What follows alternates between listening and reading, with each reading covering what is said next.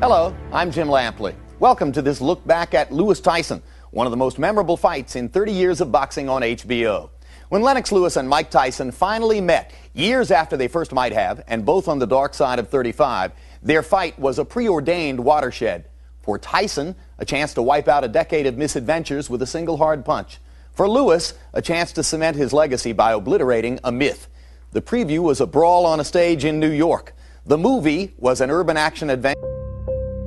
There was no logical reason in boxing terms that a fight between two guys past their primes should have counted for so much. But because fans thought it did, because this fight had been building for a number of years, then it really carried a lot of weight. But everybody felt that Mike Tyson was still like Mike Tyson was 15 years ago. The general talk on the street was, Mike is back. Mike is from the streets. Yo, man, Mike is just too much a man. He's too much of a dog for Lennox.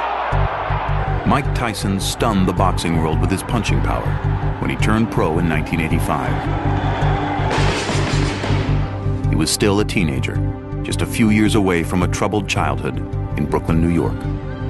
Tyson's story was familiar. Boxing would save him from the streets and make him a star.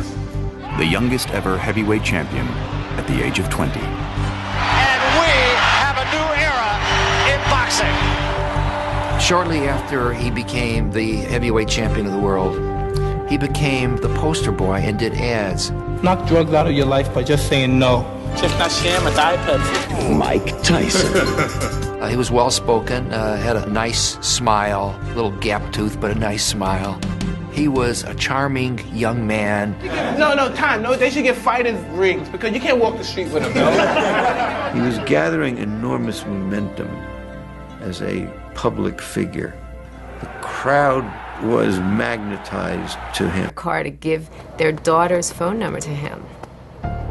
Then it was the limos and the girls and the parties, and there were always people surrounding him who didn't help develop the sweeter side of Mike. And in January, a press conference was convened in New York City to announce the plans.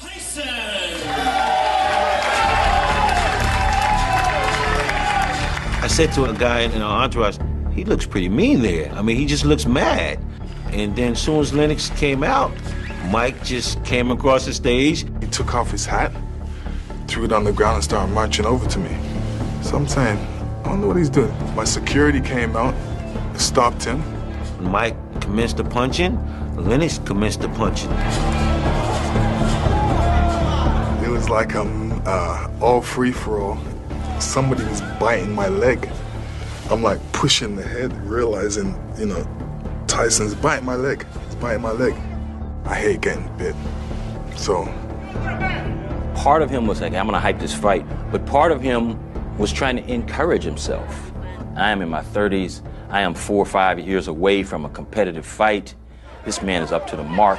Let me look into the eye of the tiger and see if I see any wavering. And I don't think he saw any. And so it degenerated from there. He knows that he's a jerk. He knows that he's been taken for a ride by all the people around him. That's what makes him angry. And when he's yelling and screaming, you can almost see him crying because he knows that this is not where he wants to be. You love me. Yet he doesn't have the wherewithal to pull himself out.